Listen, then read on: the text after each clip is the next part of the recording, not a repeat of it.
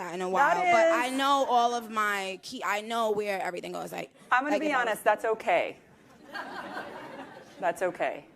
Thanks. But it's hard with nails to type. Oh no, also. I didn't have nails at that time when I was doing that. Okay. We had to type very fast because once the person gets off the phone, you already have to have all the data in the system. So while you're talking, you're kind of like, oh, okay, thank you. You have to type everything before they get off the phone, because if they hang up the phone and you didn't put the data in, someone calls right back in, and you have to take that call. Now, when that customer calls back, their information isn't updated, and they're going to start yelling and screaming. So, yeah. I was not expecting, by the way, this conversation to go this direction. It's a good direction. We talked about words per minute. We talked about Red Lobster. We talked about pen theft. I know what I'm sending you for Christmas, a box of pens. It's happening. So on Instagram, you have over 220 million followers, which is a lot of people, guys. As someone who works at Instagram, let me tell you, that's a lot. And 500,000 people on your broadcast channel alone. I think this is reflective of the passion that your fans have for you. Can you talk a little bit about fan culture? When did you first realize that your fan culture would be a true movement? That's a great question. I think before I signed and actually had a record deal, my fans were making a moment for themselves on Twitter. I had already given them a name. In fact, do you know that all these artists that give their fans names now, like when I started calling my fans the Barbs, there were no rappers naming their fans. There were only 2 people at that time, and I don't know which came first. I know Justin Bieber and Lady Gaga. They had Beliebers and Monsters. That was it. That was it. Now, every single human being that becomes an artist gives their fans a name. Even artists in other countries, I didn't even know that. Like some of the African artists that I love, when I would look into them, they would have names for their fan base. And I was like, whoa, yeah. So I didn't think it was something that would spread to the hip-hop community at all. But it doesn't matter, because the Barbs are still superior. They are different because what they do is they do it with passion. If you do anything, it has to be rooted in love. So sometimes people do things and it's rooted in revenge or vengeance. And that doesn't really go anywhere. It doesn't take off. It does something for a moment, but that's that. But because the Barbs and I we really love each other, and also because they actually like my music, which people forget now too, that music is what's being sold. So if you do everything else right and you don't know how to make music or write a great song, it doesn't matter how big your butt is. It doesn't matter what brands you wear. In the root of everything has to be the talent and the passion. Understanding what you do and why. If you're only doing it to compete, it's going to come and go. Because the universe doesn't honor that. It honors that passion that you've always had inside of you, that you know that you're put here to do something. And you do it with all of yourself. You love doing it, that thing. Like music always seemed to be my rescue, my place, my go-to place, I came from another country, Trinidad, and when we came to New York, it was scary being an immigrant and speaking differently. And back then, you know how kids are. They would definitely tease you if you have an accent and stuff like that, or what you eat and all that stuff. Like when I went to my first school trip, my mother didn't know you were supposed to buy like a hero from the corner store to go to the trip. So she sent me with a peanut butter and jelly sandwich, and all the kids laughed. Oh. You can't even do peanut butter in school trips anymore. It has to be sun butter. Really? Like, because of peanut allergies. Oh. I know this because I packed for a field trip. Now I'm paranoid I didn't get her, a sandwich from the corner store. Maybe my kid's a social pariah. Nice. I should have done that. Nice.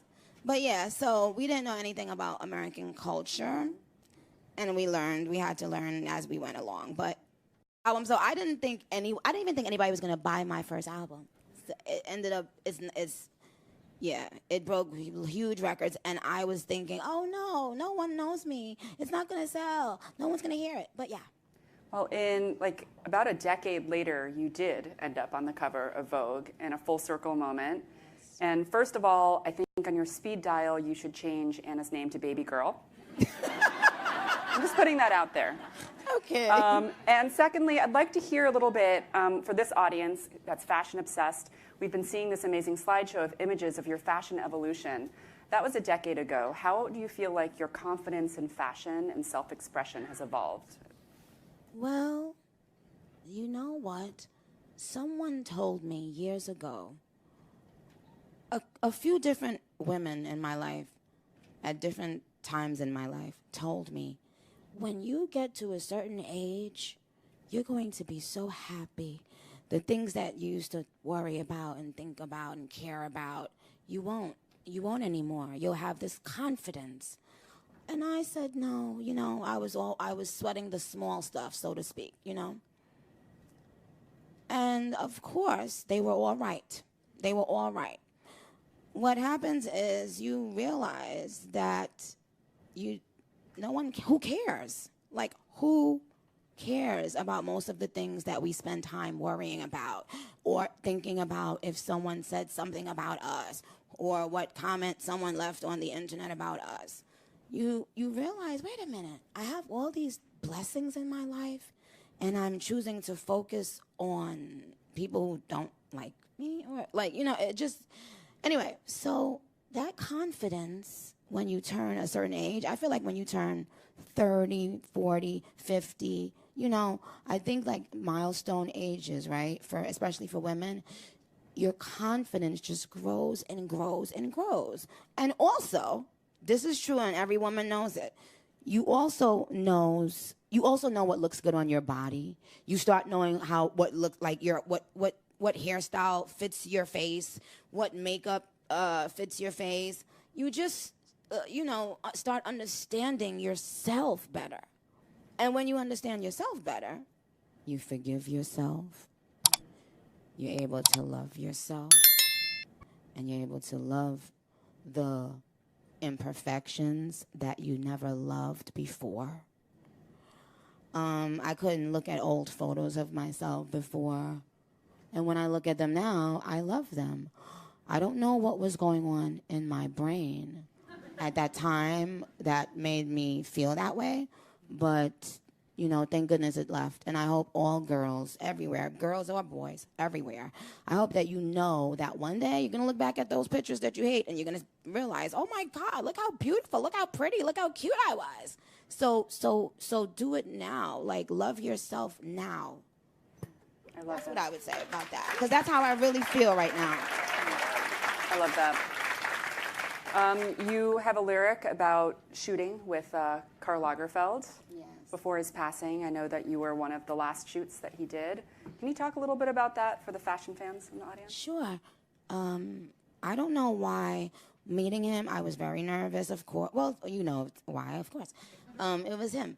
But he made me feel so welcome. He was very warm. Very funny. He's funny. He's obviously very smart. But one of the things I will never forget about him is how fast he knows if we have the picture or not. And I said, oh my God, because I always feel like that. I always feel like you don't need to take 100 pictures. You don't need to take 300 pictures, right? But some photographers just like having it because they're like, you never know when the magic's gonna happen. But with Karl, he knew, and he would take 5 pictures and he would say,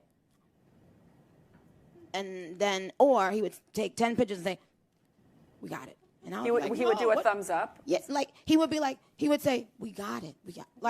but he wasn't very like loud. You know, he was very suave. He had his shades on, his fly clothes. Oh. He looked very, very fly in person every time I ever saw him. But for that photo shoot, I just remember how he didn't need a lot of time to think about if we have something special or not. So for that photo shoot, there was one outfit that we didn't use, but he knew within 2 minutes. Nope, it's not gonna work. Bye, take it off. I was like, okay. But I loved him. I loved him before I knew him. I loved his work before I knew him. Never thought I would have the opportunity to be photographed by him, to be honest. Never, ever in a billion years saw that coming, but another blessing. Well, your career has been, and your life has been a series through incredibly hard work of these milestone, never thought I would ever fill in the blank moments. What's left? I mean, is there anything left? Another great question. I'm asking the deep ones. That's why I'm here. Yeah, why not? Aren't we all tired of the non-deep questions and the fluff and the nonsense? Oh, don't worry, I have that too. Oh, okay. Well, what's next is, well, focusing on my son. Because I love him so much. Well, that was actually my next question, because you have a lot of nicknames. You love a nickname. Queen of Rap, Roman, Nicki Lewinsky, Nicki the Ninja, Nicki the Boss. The list goes on, Nicki the Harajuku Barbie. But I feel like your favorite nickname is probably Mom or Mommy, right? And I know you have a 4-year-old son. That's a crazy age. I have 3 kids, 10, 7, and 3. Oh my gosh. So you know exactly what I'm going through right now. Oh my gosh. Anybody with toddlers oh my gosh. There's like 2 people. There's only 2 people in the room. Do you guys have children and you remember what the toddler stage was like? I wish I had people to help me. The thing is, I was pregnant during COVID, right? Yeah. And it was at the time when it was the scariest time of COVID because we didn't know how dangerous it was. And I didn't want anyone to fly in from New York because I didn't want to be responsible for like a loved one going on the plane and getting COVID, so I didn't even let anyone fly into Cali to help me. But now I realize you do need women that have had children I made a lot of mistakes with that. But I remember everybody telling me, oh, toddler age, it's going to be some of the most fun stuff you've ever experienced. It's gonna be a lot because they are very, but it's true. Every single day. And this did not happen before my son was born. The first thing when I wake up and I look at and I see him, I'm in a good mood. That's the only thing that when I experience in the morning, because you know how when you get up in the morning, you think about all the things you have to do, and you think about all the things you didn't do, and then you think about, oh my God, this is gonna, like, you just worry, in the morning, instead of saying, I'm going to be amazing today, everything's gonna go in my favor today, things are gonna work out today. Most of the times we wake up, before we even get out of bed, we're just worrying. And once I had my son, that changed for me, because he would either run in my room or I would go in his room, and when I see him, he's just so sweet. So I have no choice but to light up when I see him. And I think I needed to learn that. I think I needed to learn to be just grateful, just to wake up, just for the day, just for nothing else but the people that you have around you in your home, or the people who you know you can count on, people who love you, just for nothing else. As opposed to waking up thinking, I didn't get this yet, and I didn't get this yet, and I want this amount of money this year, and I don't. That's what I was doing every other time. But since my son got here, it's different. And then once I stopped all of that worrying, I was able to finally write this last album and complete it to my standards, and felt like it was great enough for my fans. So I guess what I'm saying is, whatever you do in life, the moment you let go, it's the moment everything comes to you, right? Like, I don't know if anyone understands. Like, the moment you have nothing to prove, or you're not chasing anyone or anything, or you're not, like, in need, everything comes. You just attract things. And I always tell people, being broke is a state of mind. I'm sure every single person in here knows someone who may have had the same amount of money as you growing at a certain age, but something about them, they always presented themselves or made people looked at them as if they had more, because they knew they would get it eventually. So they kind of walked around with this thing about them. And yeah. This was extremely philosophical, guys. I am like soaking this up. I feel like you could write, truly, you had people transfixed, and that was very profound. Truly, and I feel embarrassed to ask my fluffy questions now. No, about like how motherhood has changed your style, because I am curious, because I saw on Instagram you had a picture where you're wearing all white and your son is wearing all white, and as a mother of a toddler, how are you wearing all white with a toddler? I had just come home from a show.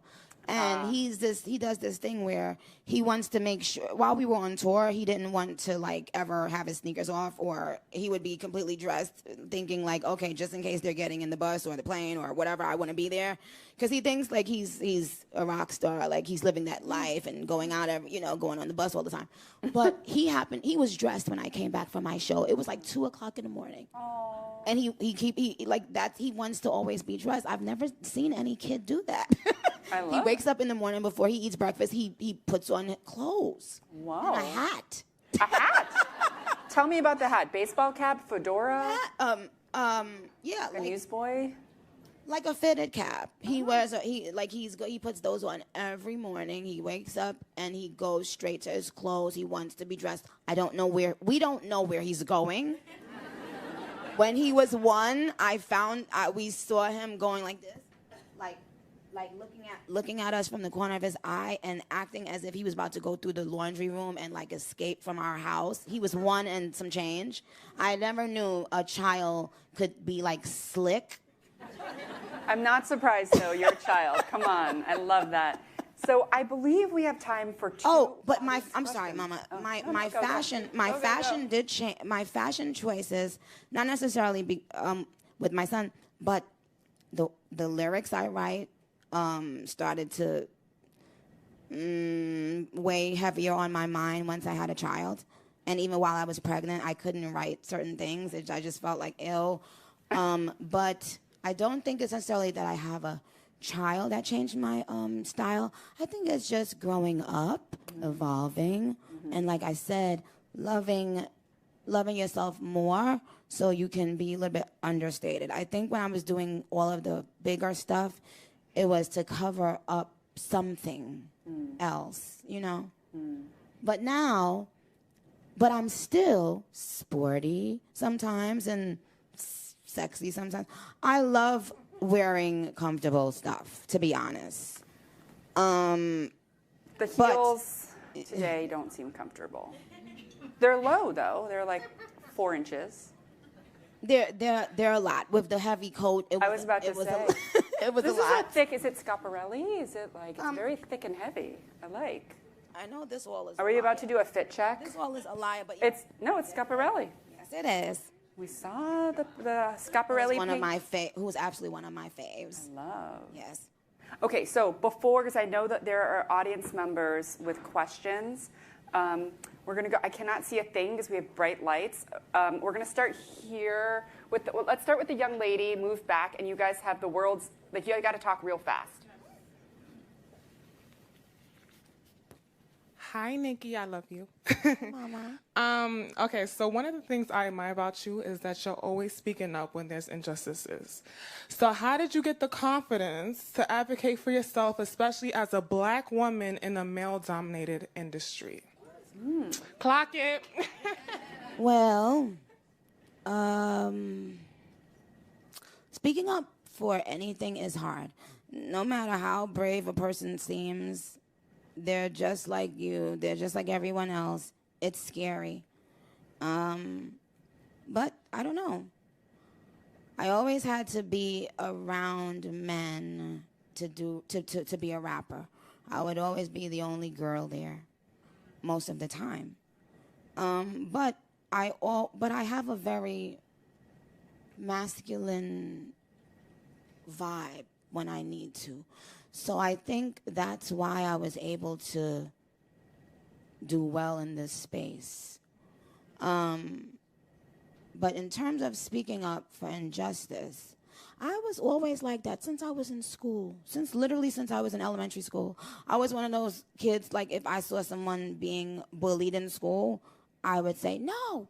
You know, I was always like that. I always take up for people. So that's never going to change. Thank you. And then I think there was a question. Hello. Hi. Oh, hi. Yes. You collaborated with a lot of people. Madonna, Drake. I mean, the list goes on and on.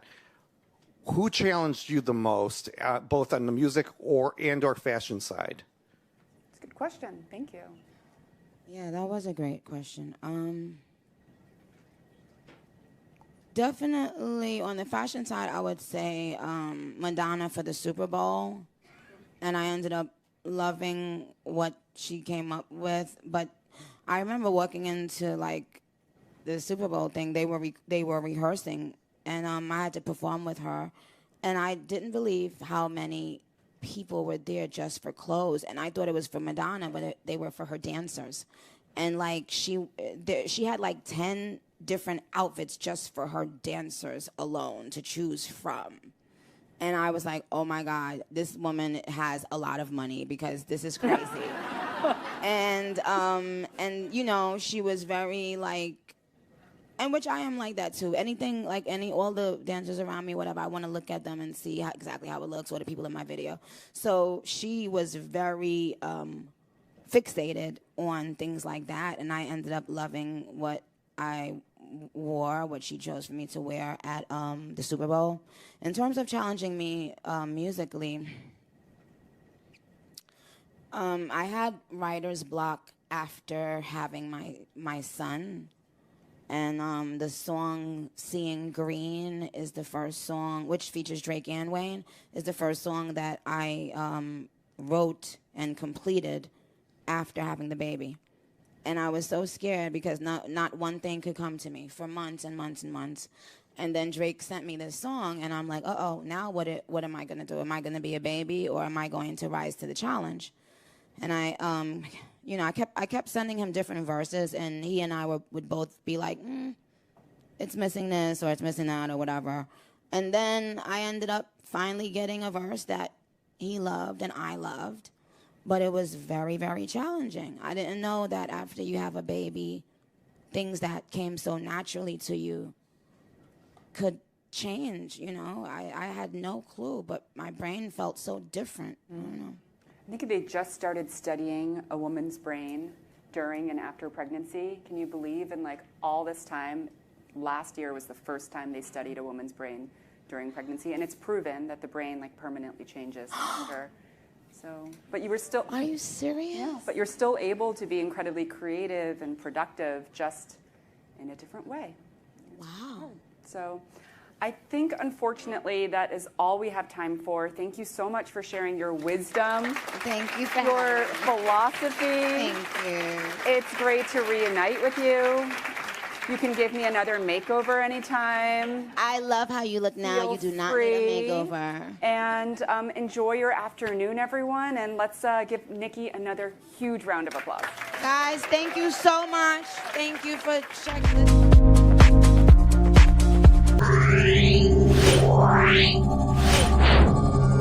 Yeah.